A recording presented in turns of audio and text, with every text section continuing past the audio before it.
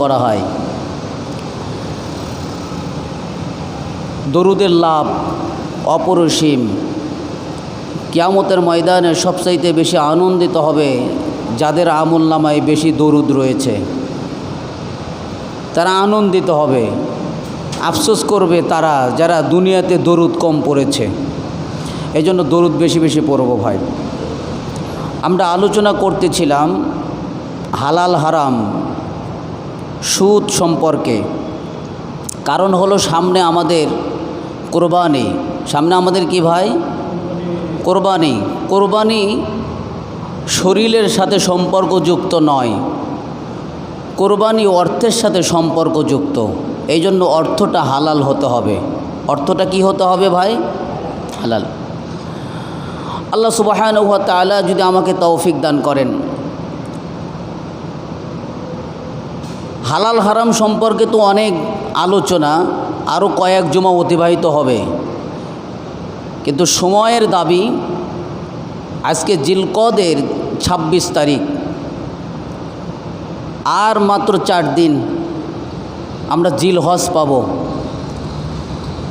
নবী করিম সাল্লাল্লাহু আলাইহি ওয়াসাল্লাম জিলহজ্জের আমল সম্পর্কে ব্যাপক আলোকপাত করেছেন। আল্লাহ তাআলা সুবহানাহু ওয়া তাআলা যদি আমাকে তৌফিক দান করেন, জিলহজ্জের 10 দিনের আমল এবং কোরবানির ফজিলত নিয়ে দুই একটি কথা কোরআন ও হাদিসের আলোকে বলার চেষ্টা রাখবো। আমা তৌফিকে ইল্লা বিল্লাহ। জ্ঞানবান ব্যক্তিদের জন্য আল্লাহ তাআলার শপথ খাওয়াটা এটা কি যথেষ্ট নয়? জ্ঞানবান ব্যক্তিদের জন্য আল্লাহ তাআলা শপথ খাইছেন, কসম খাইছেন, এটা কি যথেষ্ট নয়? আল্লাহ প্রশ্ন করতেছেন, আপনারা এর জবাবে কি বলবেন? হ্যাঁ, এর জবাবে কি বলবেন? যথেষ্ট রয়েছে। আল্লাহ তাআলা তিনি সূরা ফাজরের 1 থেকে 5 নম্বর আয়াত পর্যন্ত বর্ণনা করলেন। ওয়াল ফাজরি, ফজরের কসম। ফজরের কসম খাইছেন। আল্লাহ তাআলা যে বিষয়ে কসম খান সেই বিষয়ে নিগুড় তথ্য রয়েছে। কেউ যদি তার মধ্যে গবেষণা করে অনেক কিছু পাবে। এরপরে আল্লাহ তাআলা কসম খাইছেন 10 রজনীর কসম, 10টি রাতের কসম খাইছেন। এরপরে আল্লাহ তাআলা কসম খাইছেন জোর বিজোরের কসম। এরপরে আল্লাহ তাআলা কসম খাইছেন যে সময়টা আমাদের থেকে অতিবাহিত হয়েছে, চলে গেছে। ওয়াল্লাইলি ইযা ইয়াসর, যা আমাদের থেকে অতিবাহিত হয়ে গেছে, কালক্ষেপণ করেছে, এই সময়ের কসম খাইছেন। তার মানে দেখেন তো, আমাদের থেকে যে সময়টা অতিবাহিত হয়েছে, কিয়ামত পর্যন্ত কেউ যদি এই সময় ফিরে আনার চেষ্টা করে পারবে। এই জন্য সময়কে আমরা কাজে লাগাবো। জ্ঞানবানকে যারা সময়কে কাজে লাগায়। কিন্তু আমাদের সময় বর্তমান কাজে লাগে দুনিয়ার ক্ষেত্রে। এই যে আসার পথে এক ব্যক্তিকে জিজ্ঞেস করলাম, কয় ভাই অনেক কাজ, অনেক কাজ, আজকে মসজিদে যেতে সম্ভবত 5 মিনিট আগে যাওয়া লাগবে। আমার সময় ব্যয় হয় কোন কাজে ভাই? দুনিয়ার ক্ষেত্রে। অথচ বুদ্ধিমানকে যে দুনিয়াতে আখেরাতের সামানা সংগ্রহ করে। সুবহানাল্লাহ বললেন না ভাই? এরপর আল্লাহ তাআলা বললেন, হালফি জালিকা কসামুল্লিজিহিজ, বোধসম্পন্ন ব্যক্তিদের জন্য, জ্ঞানবান ব্যক্তিদের জন্য আল্লাহ তাআলার কসম কাটা, আল্লাহ তাআলার কসম খাওয়া, এটা কি যথেষ্ট নয়? আল্লাহ যে বিষয়ে কসম খান সেই বিষয়ে আমাদের অবশ্যই চিন্তা করতে হবে। আল্লাহ তাআলা কসম খাইয়েছেন জিলহজ্জের 10 দিনের। কসম কোন দিনের খাইছেন ভাই? আপনি একটু মুখ দিয়ে বলেন তো, হৃদয়ে গাঁথার জন্য। জিলহজ্জের 10 দিনের কসম খাইছেন আল্লাহ তাআলা। ওলামায়ে কিরামগণ বলেন, দিনের দিক থেকে ফজিলতপূর্ণ জিলহজ্জের 10 দিন, আর রাতের দিক থেকে ফজিলতপূর্ণ রমজানের শেষের দশক। আমরা যদি সারা বছরে দিনের দিক থেকে বিচার করি, আল্লাহর কাছে সবচেয়ে পছন্দ প্রিয় দিন হলো জিলহজ্জের 10 দিন। কয় দিন আল্লাহর কাছে? আচ্ছা, আল্লাহর কাছে যেটা পছন্দের সেটা কি আপনার কাছে পছন্দের হওয়া লাগবে না? আল্লাহর কাছে রজনীর দিক থেকে, রাতের দিক থেকে সবচেয়ে প্রিয় রাত হলো রমজানের শেষের দশক। সুবহানাল্লাহ বলেন। তাহলে আমরা দুইটাকেই গ্রহণ করলাম, রাতকে গ্রহণ করলাম রমজানে, আর দিনকে গ্রহণ করলাম জিলহজ্জে। কেন আল্লাহ তাআলা জিলহজ্জের এই 10টা দিনে কসম খাইছেন? জিলহজ্জের প্রতিটা দিন বিভিন্ন রকমের আমল আল্লাহ তাআলার কাছে অত্যাধিক পছন্দের। এই জন্য আল্লাহ তাআলা আগেই ঘোষণা করছেন এই দিনটার ফজিলত কি আজকে নতুন? এই দিনটার ফজিলত, জিলহজ্জের 10 দিনের ফজিলত কি নতুন? আল্লাহ তাআলা ঘোষণা দিচ্ছেন, বলে না এই দিনটার ফজিলত আজকে নতুন না। সূরা তাওবার 36 নম্বর আয়াতে আল্লাহ বলেন, যেদিন থেকে আল্লাহ তাআলা পৃথিবী সৃষ্টি করেছেন, আসমান জমিন সৃষ্টি করেছেন, ওই দিন থেকেই আল্লাহ তাআলার কাছে মহিমান্বিত সম্মানিত মাস হলো 4টি, তার মধ্যে জিলহজ একটি। সুবহানাল্লাহ বললেন না ভাই? গুরুত্বপূর্ণ কথাই সুবহানাল্লাহ বলবেন। এক একটি সুবহানাল্লাহ জান্নাতের মধ্যে বৃক্ষরোপণ হবে। বৃক্ষ এগুলো আপনার আমলনামায় কাজ করবে। দুনিয়াতে গাছ যেরকম আপনাকে ছায়া দান করে, জান্নাতেও আপনার সুবহানাল্লাহ বলার কারণে আপনার আমলনামায় এরকম জান্নাতের মধ্যে বৃক্ষরোপণ হবে। সুবহানাল্লাহি বিহামদি। আল্লাহ তাআলা তারপরে বললেন, আমার কাছে যেহেতু এই 4 মাস মহিমান্বিত, জিলহজ মাসও, সুতরাং ফালা তাজলিমু ফীহিন্না আনফুসাকুম, এই 4 মাসে তোমরা কেউ নিজেদের প্রতি অন্যায় করে, অপরাধ করে জুলুম করবে না।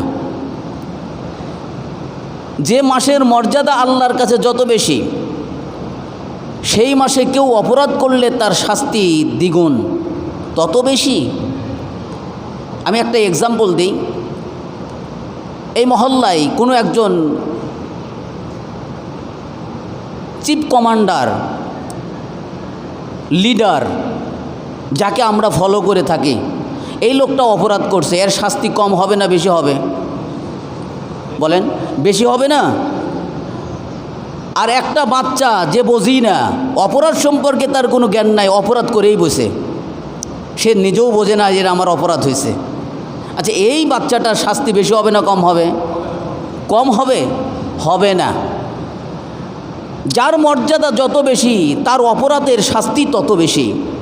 যে দিবসের, যে মাসের যত মর্যাদা, সেই মাসে অপরাধ করলে তার শাস্তিও তত বেশি। এই জন্য আল্লাহ তাআলা সতর্ক করলেন, ঘোষণা করলেন, সাবধান, ফালা তাজলিমু ফীহিন্না আনফুসাকুম, এই 4 মাসের, জিলহজ মাসের বিশেষ করে এই 10 দিনে তোমরা কখনোই অপরাধমূলক কাজ করবে না। হাজী সাহেবরা হজ্জে যান এই জিলহজ মাসের 10 তারিখ। একটা পিঁপড়া মারলি, যদি জেনে বুঝে একটা পিঁপড়া মারে, তারও কাফারা দিতে হয়। চিন্তা করছেন? আমরা তো অনার্গল মানুষকে হত্যা করতেছি। বিশেষ করে বিজাতিরা মুসলমানদের উপর নিপীড়ন, অত্যাচার ব্যাপকভাবে সয়লাভ হয়ে গেছে। ভারতের মুসলমানরা আজকে নিরাপদ নয়, ব্যাপকভাবে তারা আক্রান্ত হচ্ছে বিজাতির হাতে। কারণ আল্লাহর ভয় তাদের মধ্যে নাই। বিজাতির মধ্যে আল্লাহর ভয় আছে? অপরাধ থেকে বাঁচতে পারে কারা? যারা আল্লাহ তাআলাকে বেশি ভয় করে। এই জন্য আল্লাহ তাআলা সতর্ক করলেন, সাবধান, নিজেদের প্রতি জুলুম করো না, অন্যায় করো না। এই 4টি মাসে অপরাধ করা যাবে না, তবে সাবধান, জেনে রাখো মুশরিকরা দলবদ্ধভাবে যদি তোমাদেরকে আক্রমণ করে, তোমরাও মুশরিকদের বিরুদ্ধে আক্রমণ করবে। সুবহানাল্লাহ বললেন না? মুশরিকরা, এই যে ভারতের হিন্দুরা মুসলমানদের উপর আক্রমণ করে, আল্লাহ তাআলা বললেন তোমরা আর হাত গুটাইয়ে বসে দেখো না, তোমরাও তার পাল্টা জবাব দাও। আল্লাহ তাআলা তাই বলছেন, ওয়াকাতিলুল মুশরিকিনা কাফা, মুশরিকরা যেভাবে দলবদ্ধভাবে সমবেত হয়ে তোমাদের উপর আক্রমণ করে, যুদ্ধ করে, কামা ইউকাতিলুনাকুম কাফা, অনুরূপভাবে তোমরাও তাদের উপর দলবদ্ধভাবে যুদ্ধ করো। ওয়ালামু আন্নাল্লাহা মাআল মুত্তাকিন। আল্লাহ তাআলা আর একটা সাহস দিলেন, শুনে রাখো, জেনে রাখো, জেনে রাখো, তোমরা জেনে রাখো মুত্তাকিনদের সাথে একমাত্র আল্লাহ তাআলা আছেন। সুবহানাল্লাহি বিহামদিহি। আপনি কোরআন ও হাদিস বিশ্লেষণ করলে যেটা পাবেন, আল্লাহ তাআলা মুত্তাকিনদের সাথে থাকে। আল্লাহ তাআলা মুত্তাকিনদের আমলকে কবুল করেন। এই যে সামনে কোরবানি, এই কোরবানি সকলের কোরবানি আল্লাহ কবুল করবেন না। কোরবানি কার কবুল করবেন?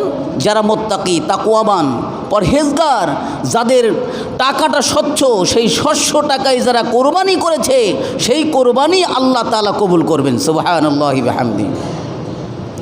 মুআজ্জাজ, মুহতারাম, সম্মানিত উপস্থিতির সুধী, আল্লাহ তাআলার নবী জিলহজ্জের 10 তারিখের ফজিলত সম্পর্কে, জিলহজ মাসের ফজিলত সম্পর্কে বিদায় হজ্জে ভাষণ দিয়েছিলেন। সেই দিন থেকে মুসলমানদের জীবন নিরাপদ, সেই দিন থেকে জিলহজ মাস নিরাপদ। আল্লাহর নবী বিদায় হজ্জে এটা ভাষণ দিয়েছিলেন, তোমাদের জান, তোমাদের মাল, তোমাদের এই শহর অর্থাৎ মক্কা মদিনা নিরাপদ। যত শহর আছে সকল শহরের শ্রেষ্ঠ শহর হলো মক্কা আর মদিনা। এটা আল্লাহ তাআলা নবী ঘোষণা দিয়েছেন বিজয় হজ্জে। সেই ভাষণে বললেন, মক্কাকে তোমরা পবিত্র শহর, এখানে তোমরা দাঙ্গা হাঙ্গামা করবে না, মুসলমানদের জীবন নিরাপদ। আজকের থেকে আমি ঘোষণা করলাম, মুসলমানরা কারো থেকে আঘাতপ্রাপ্ত হবে না, কেউ কাউকে ঘায়েল করবে না। ও মুসলমানই না, একজন মানুষ, আমি মুসলমান দাবি করতেছি, আমার থেকে আর একজন নিরাপদ নয়, সে কখনোই মুসলমান হতে পারে না। নবী তা ঘোষণা করেছেন। ওই ব্যক্তি মুসলমান যার হাত ও মুখ থেকে অপর মুসলমান নিরাপদ, সেই মুসলমান। আল্লাহর নবী সাল্লাল্লাহু আলাইহি সাল্লাম বিদায় হজ্জে ভাষণে এরপরে বললেন, এই সাহাবীরা শোনো শোনো শোনো, আলাহাল বাল্লাগতু, আমার এই কথাগুলো, আল্লাহ রসুলের সবচেয়ে বড় ভাষণ ছিল বিদায় হজ্জের ভাষণ, যা কোরআন হাদিস বিশ্লেষণ করলে 10 মিনিটের মতন হবে। রাসূল সাল্লাল্লাহু আলাইহি সাল্লাম আমাদের মতন এত 1 ঘন্টা 3 ঘন্টা ব্যাপী আলোচনা করতেন না, আলোচনা করতেন ছোট্ট করে, যেন মানুষের হৃদয় সঙ্গম হয়, মানুষ সহজ করে আমল করতে পারে। আল্লাহ রসুলের সবচাইতে বড় ভাষণের নাম কি? বিদায় হজ্জের ভাষণ। সেটা বিশ্লেষণ করলে 10 মিনিটের মতন হয়। আল্লাহ রসুল বিদায় ভাষণ দিলেন, দেওয়ার পরে শেষে যায় বললেন, আলা হাল বাল্লাগতু, আমি কি তোমাদের নিকটে আমার বাণী পৌঁছে দিতে পেরেছি? সকলে সমস্বরে বলে উঠেছিল, কলু নাম, হ্যাঁ হ্যাঁ হ্যাঁ, আপনি পৌঁছে দিয়েছিলেন। আর আল্লাহ তাআলার নবী ইশারা দিয়ে বললেন, আল্লাহুম্মা শাহাদ, আল্লাহুম্মা শাহাদ, হে আল্লাহ আপনি সাক্ষী থাকেন, আপনি সাক্ষী থাকেন, আমি আপনার বাণী এদের কাছে সহজ করে পৌঁছে দিয়েছি। সেই বিদায় হজ্জের ভাষণে কি ছিল ভাই? জিলহজ মাস শ্রেষ্ঠ। জিলহজ মাস কি? শ্রেষ্ঠ। নবী করিম সাল্লাল্লাহু আলাইহি ওয়াসাল্লাম তিনি বলেন, আল্লাহ তাআলার নিকটে সবচেয়ে পছন্দের দিবস হলো জিলহজ মাসের 10 দিন। বান্দা যে আমল করে, যতগুলো আমল করে, নফল ইবাদত, এই ইবাদতের দিন সময়ের মধ্যে সবচাইতে শ্রেষ্ঠ দিন, মহাব্বতের দিন, প্রিয় দিন, পছন্দের দিন আল্লাহর কাছে কোন দিন? জিলহজ্জের 10 দিন। কোন দিন? সাহাবীরা আশ্চর্যিত হয়ে বললেন, ইয়া রাসূলুল্লাহ, জিহাদও না? সকল আমলের চাইতে জিলহজ মাসে যে 10 দিনের আমল, এটা সবচাইতে শ্রেষ্ঠ, জিহাদও কি না? জিহাদও কি শ্রেষ্ঠ আমল না? এই প্রশ্নটা কে করলেন? সাহাবীরা করলেন। আল্লাহ রসুল সাল্লাল্লাহু আলাইহি সাল্লাম বললেন, হ্যাঁ হ্যাঁ, জিহাদও না। জিহাদ এত শ্রেষ্ঠ আমল, জিহাদ এত শ্রেষ্ঠ আমল, তারপরে বললেন জিলহজ্জের 10 দিনের যে আমলগুলো করা হয় এটাই শ্রেষ্ঠ জিহাদের চাইতে।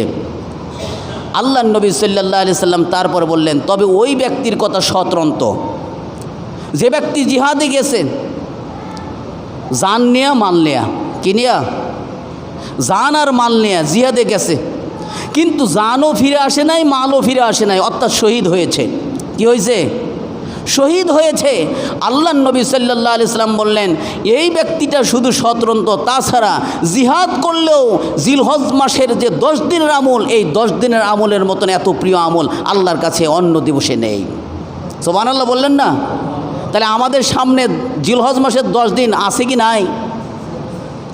আজকে জিলকদের 26 তারিখ, জিলহজ মাসের 10 দিন শুরু হবে সামনে সোমবার থেকে। সোমবারে চাঁদ দেখা দেবে মঙ্গলবার থেকে, নাকি? তাহলে এই 10 দিন আমরা অবহেলায়, হেলাই খেলাই সময়কে আমরা কখনোই পাস করব না। নবী করিম সাল্লাল্লাহু আলাইহি ওয়াসাল্লাম তিনি বলেন, দেখেন একটু আন্দাজ করেন 10 দিনের ফজিলত, 10 দিনের মর্যাদা কেমন হবে? শবে কদরের মর্যাদা যেরকম হবে, এই 10 দিনের এক একটা দিনের ফজিলত এতটা হবে। সুবহানাল্লাহ বলেন। শবে কদরের ফজিলত কি? 1000 মাসের চাইতেও উত্তম একটা রাত। একটা রাত 1000 মাসের চাইতেও উত্তম। আর জিলহজ মাসের প্রতিটি দিন 1000 মাসের চাইতেও উত্তম, সমকক্ষ। আল্লাহ নবী সাল্লাল্লাহু আলাইহি সাল্লাম তা বললেন, তিরমিজি শরীফের হাদিস, 758 নম্বর হাদিস। সময় না থাকার কারণে দলিল দিতে পারি না আর কি। নবী বললেন, মানুষ নফল ইবাদত যত করে, জিলহজ মাসে যে আমলটা করে 10 দিনে, এই আমলটা আল্লাহর কাছে অধিক প্রিয়। কেমন প্রিয়? ইয়াদিলু সিয়ামু কুল্লু ইয়াউমিন মিনহা বিসিয়ামি সানা। এক একটা দিনের রোজা, জিলহজ মাসে 9টি রোজা নবী করিম সাল্লাল্লাহু আলাইহি ওয়াসাল্লাম কন্টিনিউ থাকতেন। একটা রোজার ফজিলত 1 বছরের সমকক্ষ। সুবহানাল্লাহ বলেন।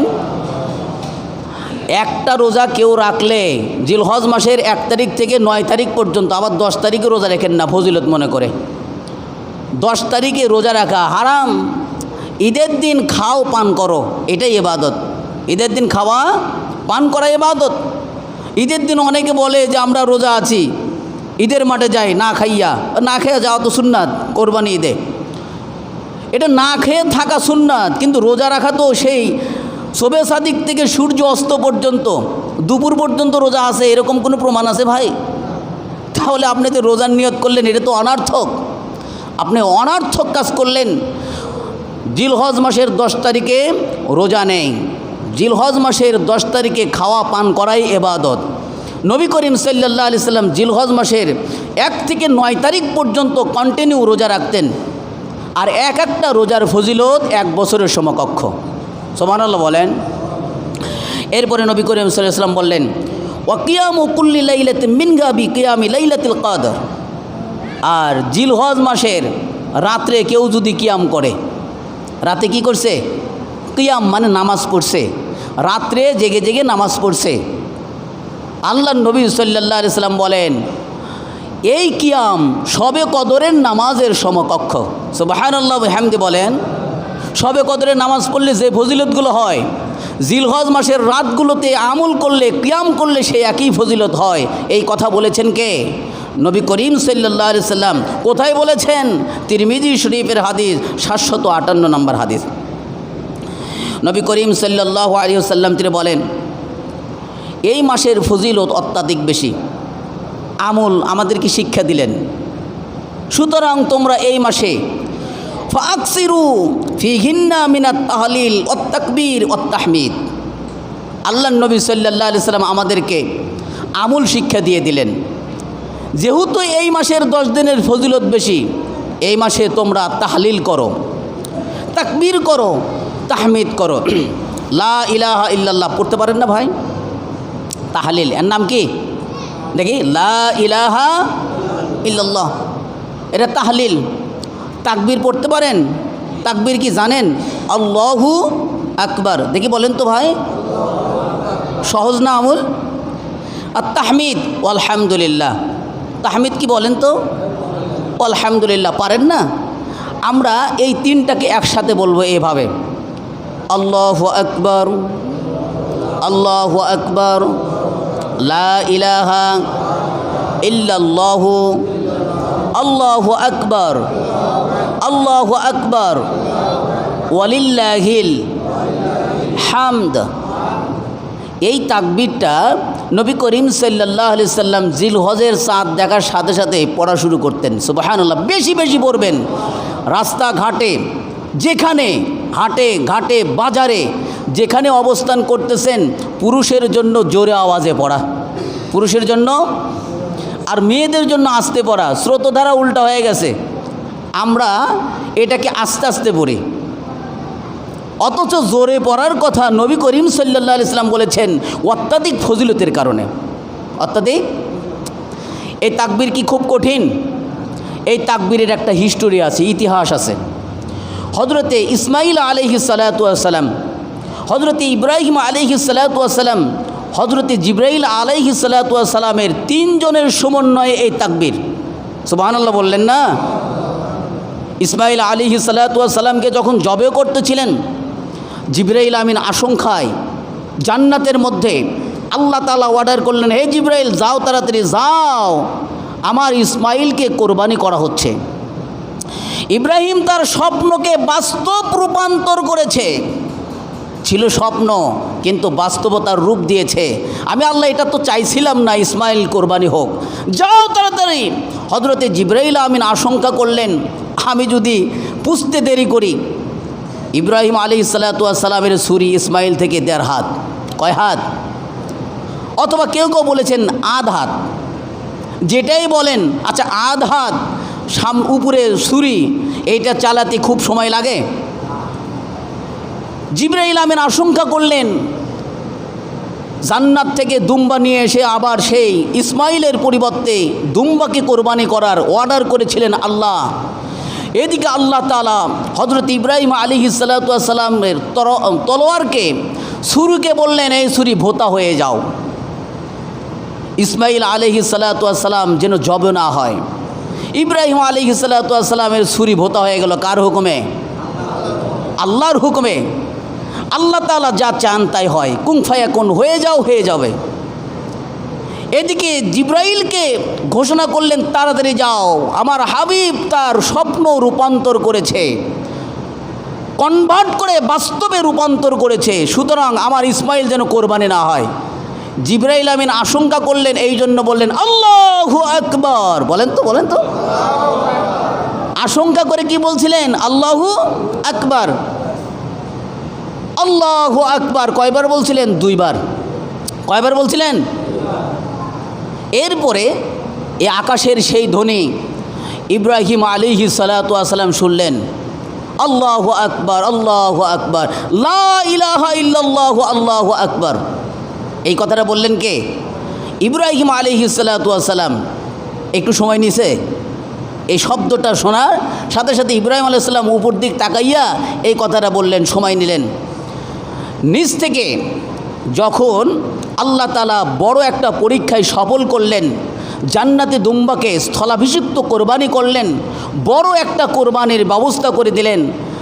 ইসমাইল আলাইহিস সালাতু ওয়াস সালাম যখন জয়যুক্ত হলেন, ইব্রাহিম আলাইহিস সালাতু ওয়াস সালাম যখন জয়যুক্ত হলেন, ইসমাইল যখন দেখলেন আমার গলা কাটে নাই, এই প্রশংসা আল্লাহ তাআলার করলেন। আল্লাহু আকবার, ওয়ালিল্লাহিল হামদ। সুবহানাল্লাহ বলেন। আল্লাহর বড়ত্ব প্রকাশ করলেন এবং আল্লাহ তাআলার প্রশংসা আদায় করলেন যে আল্লাহ আমাকে মুক্তি করলেন, যে আল্লাহ আমাকে মুক্তি করে দিলেন। এই আশঙ্কা কার ছিল বলেন তো? জিবরাইল আমিনের। এই জিবরাইল আমিন ইব্রাহিম আলাইহিস সালাতু ওয়াস সালাম, ইসমাইল আলাইহিস সালাতু ওয়াস সালামের সমন্বয়ের এই তাকবীর, এই তাকবীরই আল্লাহ তাআলার কাছে এত পছন্দের, এত পছন্দের। আল্লাহ নবী সাল্লাল্লাহু আলাইহি ওয়াসাল্লাম তিনি ঘোষণা করলেন এটা আল্লাহর কাছের পছন্দের।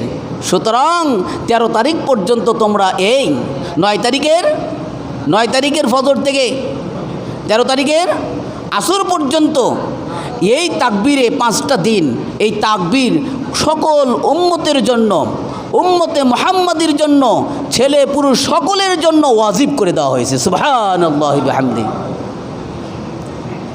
কার কাছে এই তাকবীরটা প্রিয়? এক বাক্যে বলবেন, আল্লাহ তাআলার কাছে। কার কাছে প্রিয়? তাহলে আল্লাহর কাছে যেটা পছন্দের তাকবীর সেটা কি কম পড়া লাগবে না বেশি পড়া লাগবে? আস্তে না জোরে?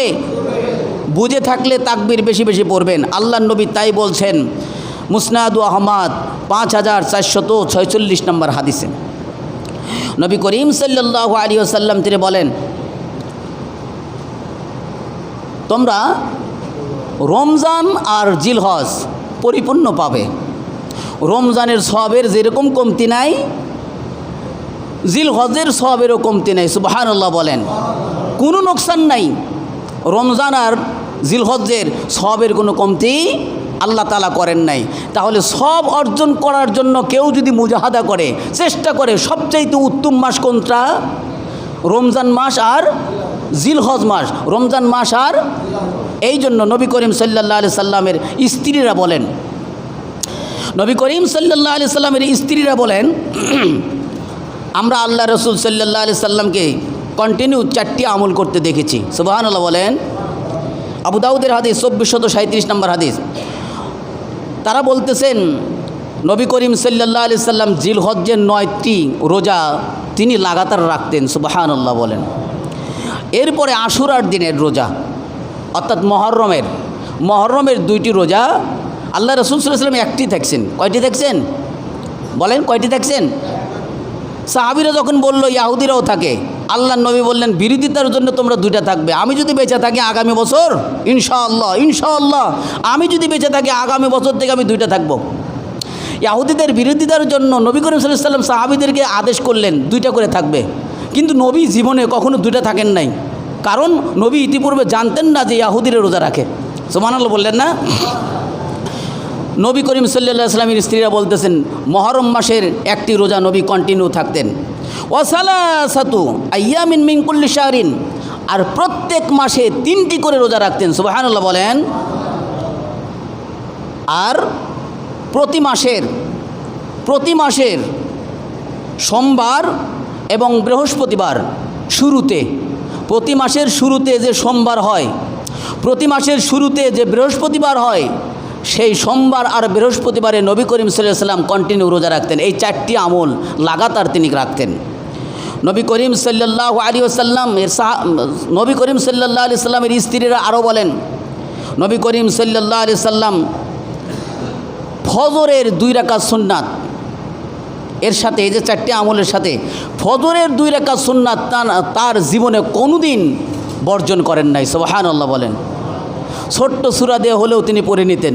ফজরের 2 রাকাত সুন্নাত, সূরা কাফিরুন, সূরা ইখলাস দিয়ে আল্লাহর নবী সাল্লাল্লাহু আলাইহি সাল্লাম পড়তেন।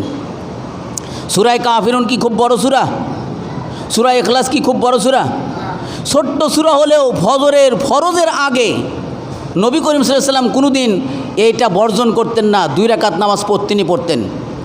আমরা পৃথিবীতে সবচাইতে ধনী কাকে জানি? বিল ক্লিন্টন, বিল গেটস, কী জানে নাম? বাংলাদেশের মধ্যে সবচাইতে ধনীকে জহুরুল ইসলাম ইত্যাদি, যাইতি না হোক, ধরেন যে বাংলাদেশের মধ্যে যেই কেন্না সবচাইতে ধনী, সারা পৃথিবীর মধ্যে যেই কেন্না সবচাইতে ধনী, আল্লাহর নবী বললেন ও ধনী না, ধনী সবচাইতে ওই ব্যক্তি যে 2 রাকাত ফজরের নামাজ পড়ছে। আমরা এটা মনে করি না ভাই। আল্লাহর নবী বলছেন দুনিয়া এবং দুনিয়ার মধ্যে যাহা আছে, দুনিয়া এবং দুনিয়ার মধ্যে যাহা আছে তার চাইতেও উত্তম ফজরের 2 রাকাত সুন্নাত। তাহলে ধনীকে বলেন যে সকালে ফজরের আগে 2 রাকাত নামাজ পড়ছে, এর চাইতে বড় ধনী আর পৃথিবীতে আর কেউ নাই। নবী করিম সাল্লাল্লাহু আলাইহি ওয়াসাল্লাম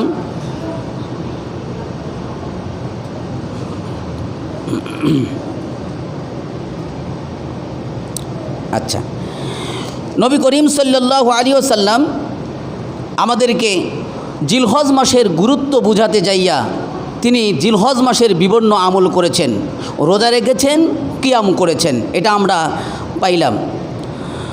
নবী করিম সাল্লাল্লাহু আলাইহি ওয়াসাল্লাম জিলহজ মাসের এত গুরুত্ব কেন দিছেন? বলে জিলহজ মাসে আর একটি উত্তম আমল আছে, সেইটা হলো রক্ত প্রবাহিত করা। কি বলেন? রক্ত প্রবাহিত করা। জিলহজ মাসের এক একটা দিন এক একটা আমল, নির্দিষ্ট আইয়াম মাদুদাত, নির্দিষ্ট গণনা করে জিলহজ মাসের নির্দিষ্ট আমল আছে। হজ আছে, আরাফার ময়দান আছে, কোরবানি আছে। আল্লাহ নবী সাল্লাল্লাহু আলাইহি সাল্লাম বলেন, যার নিকটে জিলহজ মাসে যার নিকটে 52.5 তোলা রূপার সমমূল্য টাকা আছে, অথবা 7.5 তোলা স্বর্ণ সমমূল্য টাকা আছে, কয় দিনে? জিলহজ মাসের 10, 11, 12 এই 3 দিন। কয় দিন? 10, 11, 12। জাকাত ফরজ হওয়ার জন্য 1 বছর হওয়া শর্ত, আর কোরবানি ওয়াজিব হওয়ার জন্য, ফরজ হওয়ার জন্য 3 দিন শর্ত। কয় দিন? 3 দিন। আপনি আবার এটা মনে করেন না যে আমার 1 বছর হয় নাই, আমার জন্য জাকাত ফরজ হয় নাই, না, কোরবানির জন্য 3 দিন। এই 3 দিনে আপনি 52.5 তোলা রূপার সমমূল্য, যেটা বর্তমান বাংলাদেশের বাজারে সর্বোচ্চ 1 লাখ ধরেন, কত? সর্বোচ্চ 1 লাখ ধরেন। এই টাকা অথবা আপনার জমি জমাও আছে, সব মিলে যদি হয়, এই 3 দিনে আপনি মালিক হয়েছেন, আপনার উপর কোরবানি করা ওয়াজিব। আপনার উপর কোরবানি ওয়াজিব হয় নাই, কিন্তু আপনার কাছে আছে কি? আপনার কাছে কোনো পশুও নাই, আপনার উপর কোরবানি ওয়াজিবও হয় নাই। আল্লাহর নবী বললেন, ওই সমস্ত উম্মতেরা যেন মাহরুম না হয়, তাদের জন্য একটা আমি আমল দিচ্ছি। সেটা হলো, যে ব্যক্তি জিলহজ মাসের চাঁদ দেখল, যে ব্যক্তি জিলহজ মাসের চাঁদ দেখল, চাঁদ দেখার পরে তার কাছে পশু আছে, তার কাছে কি আছে? কোরবানি করার পশু আছে। সে যেন তার নখ, গোপ, চুল এগুলো কর্তন না করে যতক্ষণ না সে কোরবানি করে। সুবহানাল্লাহ বলেন। এর দ্বারা কী লাভ? বলে এর দ্বারা লাভ হলো আপনি আরেকটি কোরবানি করার সব পাইলেন। যাদের কাছে পশু নাই তারাও যদি এই আমল করে, গরিব মানুষ, আমি কোরবানি করতে সক্ষম নয়, কোরবানির দিন পশু জবের পরে আপনি যদি গোপ, নখ, চুল এগুলো কর্তন করেন, আল্লাহর নবী বললেন তোমার আমল নামেও কোরবানির সওয়াব রয়েছে। সুবহানাল্লাহ বিহামদে। তাহলে গরিব মানুষই কিন্তু কোরবানির সওয়াব পাইল। ধনী মানুষ যারা আছেন, ওয়াজিব, যাদের উপর কোরবানি ওয়াজিব, তারা যদি কোরবানি না করে, মাল্লাম